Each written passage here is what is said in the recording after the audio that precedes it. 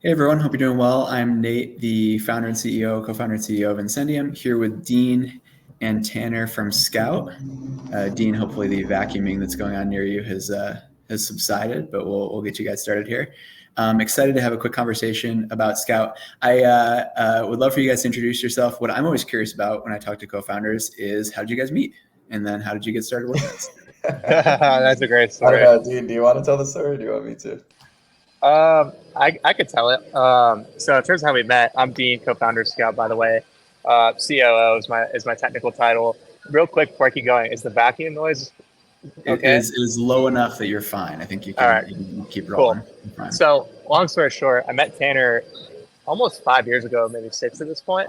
Um, a good buddy of mine was his roommate freshly out of college, and they were living together in Santa Monica. And I haven't seen him in years. And so I decided to reach out, and we went out, hit the town a little bit together. I came back home very late, and Tanner was on the couch just watching TV, hanging out, uh, being much more productive than we are, but he was just hanging out. And it was a very quick, like, he's like, hey, I'm kind of using your couch tonight. And he's like, okay, that's cool. And then we got into a group chat together, like an iMessage about stocks and investing, and became buddies through that, closer and closer. And he helped me through my last startup, which was like the fun way to say it is like an OnlyFans for investing, where you can pay to see people's portfolios in real time. And we realized we work well together. We are good in ups and downs together, and that's really how we got together. Tanner, is that accurate? Do you have any quibbles with the story? It's highly accurate. Yeah, there are All probably right. a few more funny details in there, but Yeah. yeah, generally speaking, I think that's accurate. I do Yeah, wonder the it's proportion of like co-founder relationships that were actually you were my friends or roommates that are just attributed to something. I feel like it probably happens a lot more than we know. Yeah, I don't know, actually. I would be curious to know if other people have similar stories. I feel like most people find their co-founder through like professional networking events and things like that. I don't know, like maybe it is rare to just kind of like find someone on your couch one day coming home late at night. That'd be Um, good. but yeah, I'd be curious to know. And it's funny because like neither of us are technical either. I think it's also very common to have like a business and like focused founder and then a tech focused founder. But we're both kind of business focused, like jack of all trades in that sense. So it was interesting. But like Dean said, we work super well together, and so we wanted to make it work. Nice. My team loves Scout. They have great things to say, but would love to hear from you guys. Like maybe the way to tell this is like, what did you think you were building?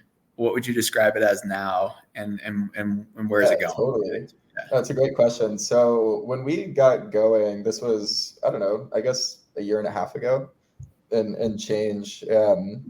We started out like in this big GPT hype wave, like AI is here and how can we use it um, to prospect more efficiently. And so naturally our brains were like, oh, mass outbound, like we can send these kind of lightly personalized messages to a lot of people that are somewhat targeted. And if we can maintain, 2, 3, 4% reply rates at super high volume, like this is going to be a game changer. And then we quickly realized that, everyone thought that. And so everyone started building these kind of AI SDRs that are doing mass outbound with like very light personalization. And soon people's inboxes got really crowded and it became extremely ineffective. Mm-hmm. And so we then started to focus more on the timing aspect of doing outbound and turning it more into like a lower volume, higher conversion type of play. And the way that we've done that primarily through Scout is building a follow-up system that triggers follow-ups based on behavioral signals that we're seeing. So you send a bunch of emails, and then how are these people engaging with those emails? Are they opening them, forwarding them around? Are they clicking links and visiting your website, and using those as indicators to get more aggressive with your follow-up and kind of narrow the pool of people that you're focused on in that sense, and essentially put more effort towards people who are engaged and showing obvious buying signals, and less so this big kind of spray and pray AI thing that we once thought might work, but just soon became saturated and ineffective. And I know we talked about this when we chatted, Tanner, but are you finding that are founders using this? Are SDRs themselves using this? Are AEs using it to replace SDRs? Are like, what is it some mix of all those things? It's a mix of all of them. We certainly have a ton of founders that use it. The great thing about Scout is like you don't need a big RevOps team to set it up and be effective with Outbound. And so an individual like a founder or like an early head of sales at a company that's doing all of their outbound gets a ton of value out of it because it's really easy to set up and you can be effective with it quickly and you don't have to string 8 different tools together. Now, when it comes to like larger teams, SDRs, AEs, we certainly have SDRs that use it. Again, I think it's the load on RevOps when you have a tool that brings everything under one roof, and we have these like data waterfalls set up so you don't have to string together a bunch of providers. We validate the data, so you don't have to have a team do that separately before you start reaching out. You can send emails through the platform. So yeah, I would say it makes SDRs more efficient and lightens the load on RevOps. And then we certainly have a lot of AEs that are using it as well. And the value there is kind of similarly, you don't have to set up this crazy outbound system to be effective with it. And so they can use it for 30 minutes to an hour a day and get the results that they might see using another tool for several hours a day, just because again, it's a streamlined tool and it makes it much easier to execute and be effective with, a smaller amount of effort.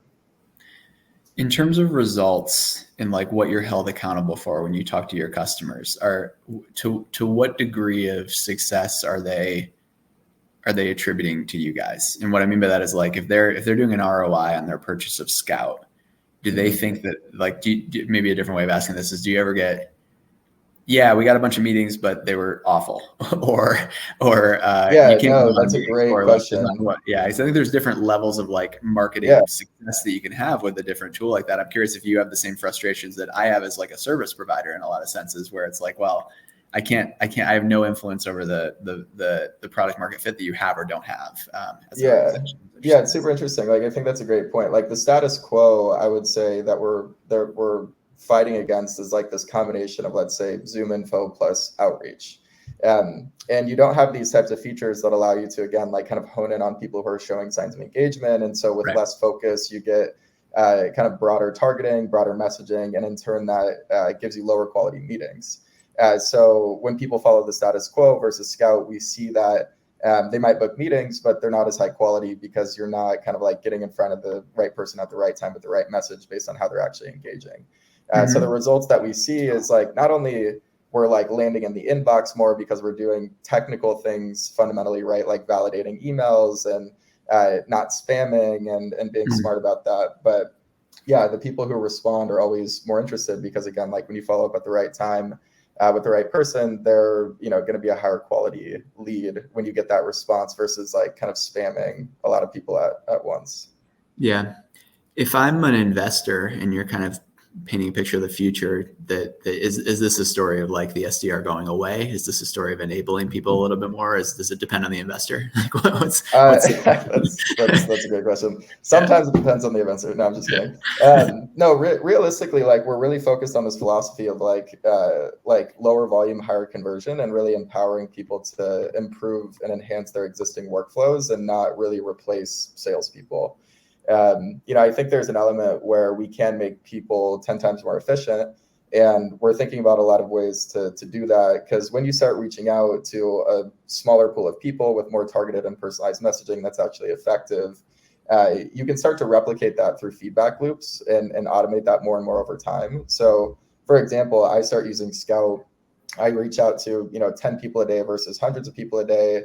I get a 10% reply rate. Scout starts to learn why that is. And you can, in the future, through those feedback loops, replicate similar targeting and messaging strategies that create these higher conversion rates when it comes to replies and ultimately closing customers. So it will eventually act as more of like the prospecting brain for an individual based on what's worked for them in the past and automate that further and further and make them more and more efficient. But I don't see it as like a tool that's going to replace, sales reps. I think, at least for now and for the next few years, like sales reps need to be in the loop. You have to have humans kind of monitoring the quality of the messaging that's going out and the targeting and things like that. We just don't think AI is ready. And maybe it's ironic because we're building an AI tool, but like, that's just our experience. Yeah. primarily focus on email, but or if you think about like if you were a growth advisor to a company, what are some of the other things that you would recommend they do? And does that vary by stage as well? Are there other things that you are seeing work well in addition to Scout? Yeah, it totally depends. Like early stage companies, for example, should be doing a lot more iteration and experimentation when it comes to their outbound. Like basically throwing a bunch of stuff at the wall and seeing what sticks, and then optimizing that further and further. And then if you're a larger company, you should be looking at your existing customer base if you have a lot of them, and understanding like what are the commonalities across them, and building lookalike audiences and things like that, and kind of honing in on your prospecting and in that sense, and becoming more efficient. But yeah, it totally depends on the stage. And I think again, like the great thing about Scout is it serves both cases. How is that? Like how would someone like evolve with Scout as their company grows? Yeah, so I think like as you iterate and experiment, it's easier to do it within one tool rather than like kind of stringing together 5 or 6 different things. And then once you figure out what works, we are able to scale that as well. Like right now, we're building inbox rotation, and that's going to be released within the next few weeks. Just like being able to do these small scale experiments and figure out like what works through rapid experimentation, and then once you actually know what works, being able to scale that effectively. Yeah.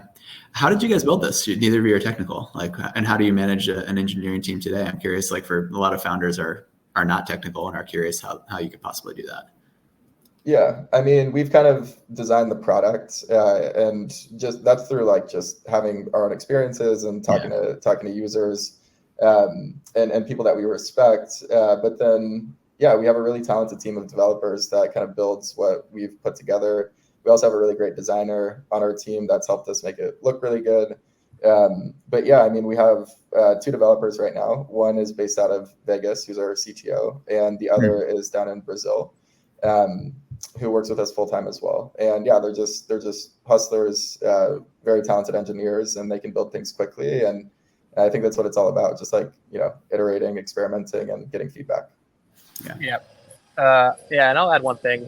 It's like Tanner and I have both seen areas where it's 0 to 1 and also later stage growth in the startup phase, and we've already like made a lot of mistakes that if I were a founder looking to build something as a non-technical person, I would get something out as quickly as possible, even if it is embarrassing. And that was like basically our entire motto from the beginning with Scout was like, let's get something out in 2 to 3 months tops, even if we're not that proud of it, and just get the feedback we need to go where we want to go. And if I were a founder today that's not technical, I would make sure you don't wait for the perfect product for the perfect launch. I mean, it depends, of course, on certain industries, right? Like if you're doing a pharmacy, if you're building or developing a drug, I don't know anything about that. You might have to, but in terms of like an actual product in B2B, just get it out there and try and sell it and see what you need to do.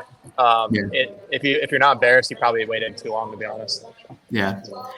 What else is in your growth stack? I mean, I assume you obviously use Scout for you guys to grow. What are some of the other things that you guys like that you've seen that you're getting success with? Yeah.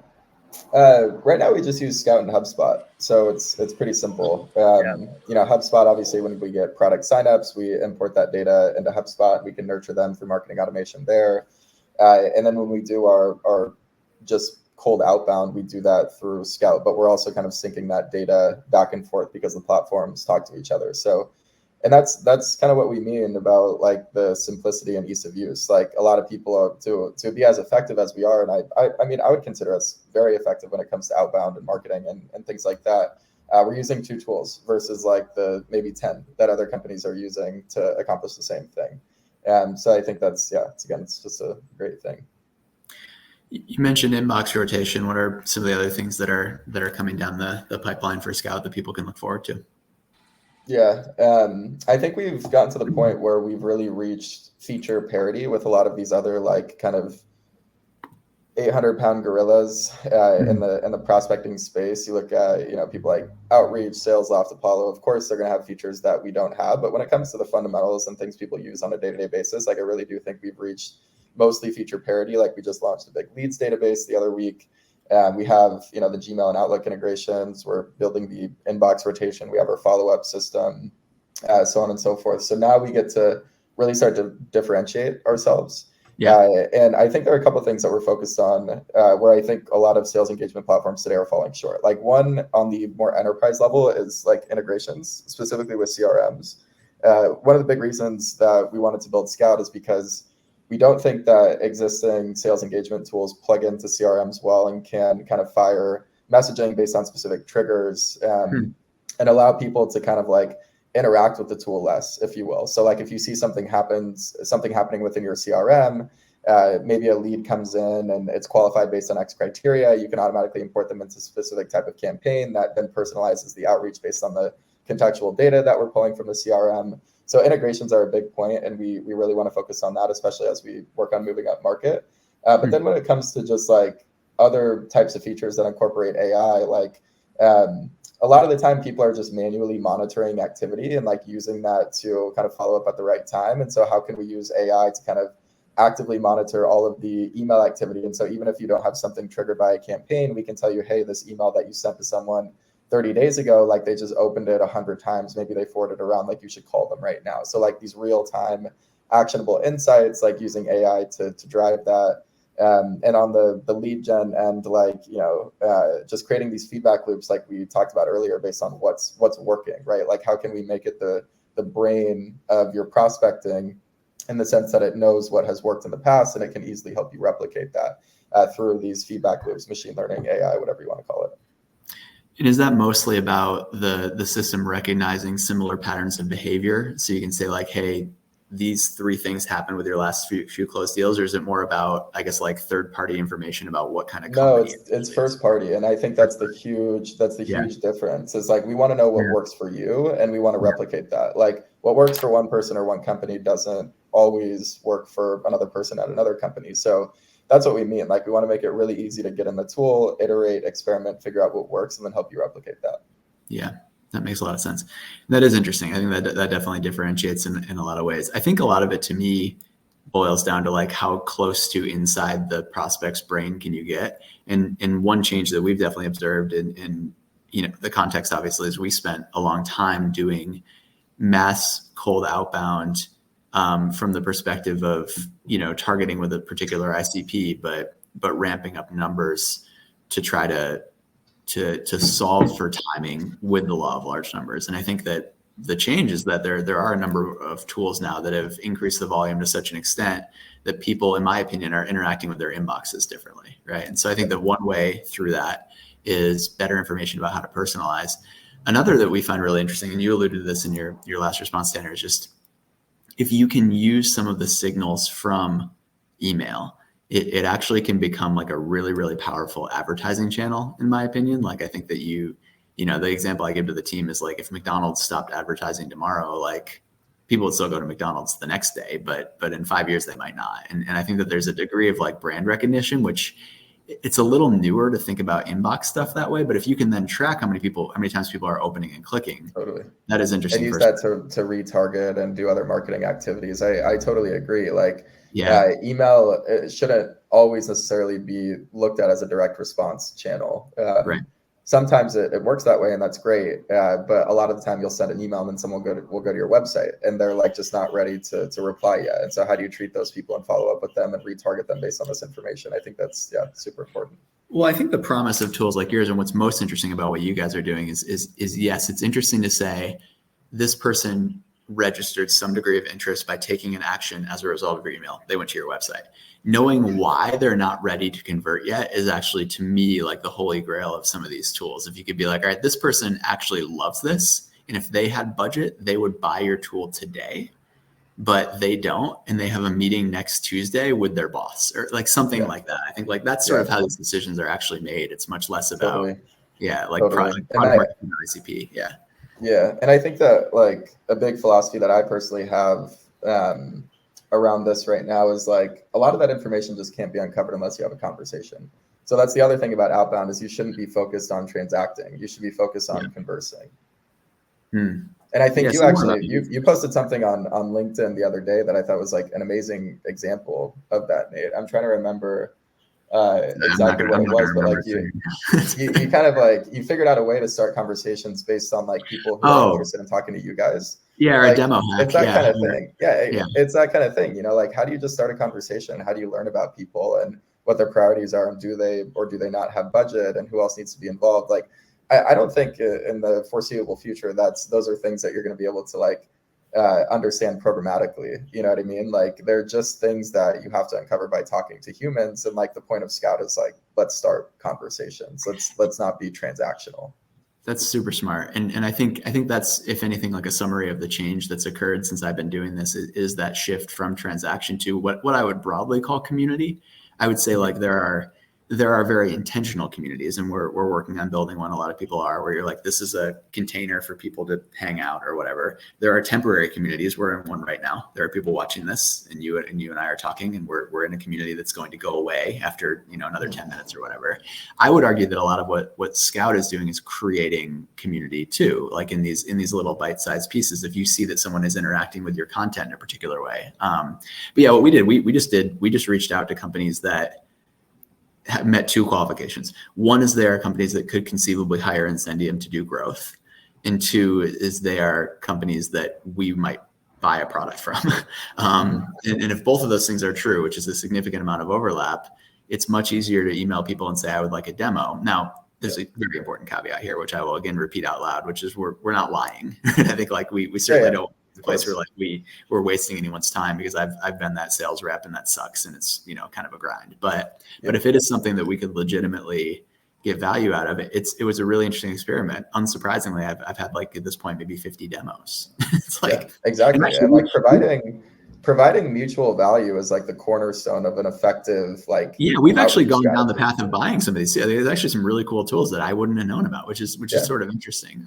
Exactly. But yeah, that is sort of fascinating, and I wonder if we think about the promise of different AI tools. One thing that I am curious about in the last couple of minutes that we should talk about, and I would really love your opinion on this. I do wonder the extent to which really powerful technology like what you are building obviates the need for traditionally structured agencies like what I would say we used to be. Like I think that you could make an argument structurally, and this is maybe a little bit too glib, but like you're either going to replace SDRs or you're going to replace outsourced sales companies. And I think part of what we've seen is like that is a possibility. And I think that at the very least it can drive down prices to the extent that we need to be a different kind of company. And our view on that is if we can have a community in which people can solve problems together, that's a longer term, less transactional, more evergreen play. But I would be curious if are you trying to kill these outsourced sales agencies, most of which suck? I think it's a really interesting question, but like going back to what we talked about earlier, we're really looking to empower people through technology and not replace people. Right now, we're trying to make someone more efficient, whether that's an internal rep or an external rep. And I think like it comes down to whether or not an agency makes sense comes down to like capacity in my personal opinion. Like, can your SDRs generate enough meetings to fill the pipeline to, hit your revenue goals based on whatever conversion that you're seeing? And if not, let's bring on an agency. And if so, then keep it in-house.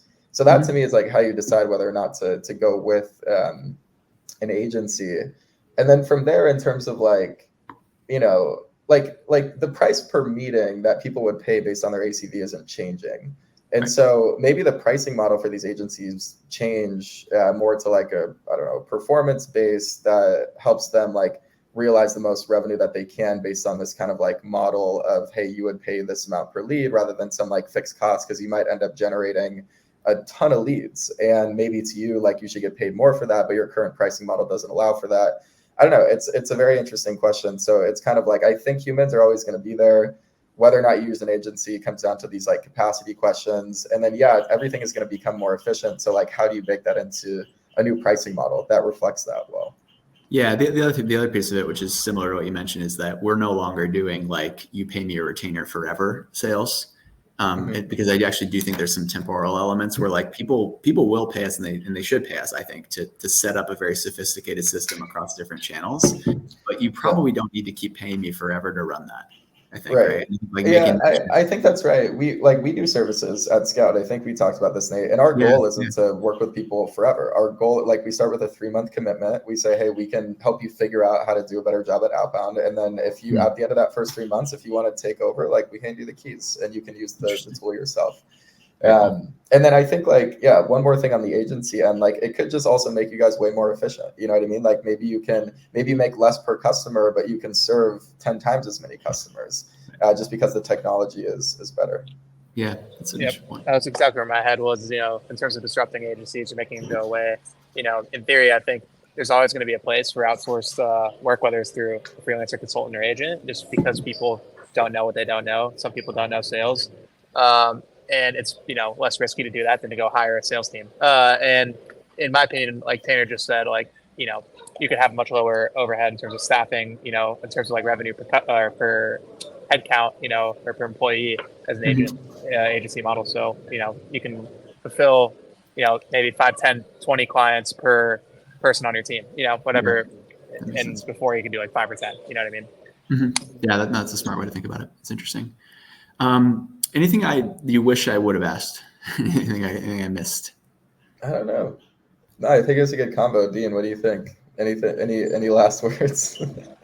I don't think so at all. I think one thing that's going to be interesting is going to be the shift in like philosophy from people, because so many people are still on a reverse your goal to X amount of inputs type of mentality. And that's like something that's interesting to see where it goes, because at the end of the day, some people are just stuck in their ways.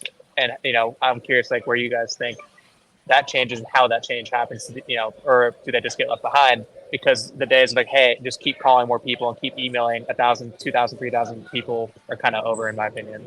I think the hard part about that is somebody phrased it this way. I was having a conversation that it's a move from science to religion in some senses, right? Because you're saying like it used to be a very scientific funnel, right? It's like this much in, that much out. And that's a wonderful thing for very logical thinkers like who tend to populate our world. But there's another way to look at it where it's like you got to do marketing. You got to be out there doing things. And it's hard to say exactly when there's going to be any return for either you guys or us from this conversation we're having now, probably at some point in the next 3 years. And like, that's not a very satisfying answer for your consultant to give you. Like, it doesn't go over that well. It's much easier to be like, where's my meetings? But I do agree with you. And I think that is a major shift that it's going back to what I would call a more normal, I think, way of doing this. And we're all young enough that we've probably never seen normal. I think for the last several years, it's just been a little bit weird, where there were all these hacks, and I think there's fewer hacks now. You actually got to do the work. Yeah, I totally agree. And I think just one final point there that we're seeing on our end, because when we do these like services for companies, sometimes it's like slightly higher volume, sometimes it's lower volume, and we're literally handwriting emails in some cases. Yeah. The response rates on those emails are higher than I've ever seen in my career. Like if you actually put thought into it, even with all the noise going through people's inboxes, it's really easy to break through the garbage. And so if you just spend a little bit of time and you're thoughtful and do some research and make sure you get the right email and just do the fundamentals right and kind of go back to basics, like you're going to have way more success than you think. Yeah, it's boring, but you gotta do it. It's like, and it's hard because everyone's used to like if I just email a bunch of people, like someone's bound to reply. And so they like get really nervous about like taking 15, 20 minutes to write an email. But like the reality is like, that's just the way that the world is going. You gotta be more thoughtful. And even if you get a response from these mass outbound campaigns, like the lead quality is probably gonna be bad anyway. So cool. Yeah. Last thing, where can people find you? TryScout.ai is our website. We have a free trial, no credit card or anything like that required. We love to have people sign up, just kind of give us feedback. And if you ever want to talk to us, my Calendly link is even in the product. And so it's really, really easy to get in touch with us and have a conversation. We'd love to chat with anyone who's interested.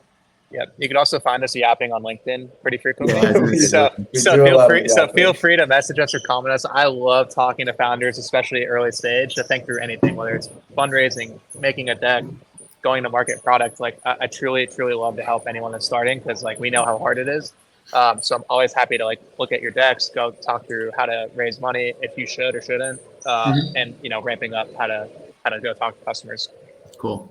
We can hang out for a couple minutes. I'll check to end the stream here, but looking forward to continuing the conversation. Thanks for joining us, guys.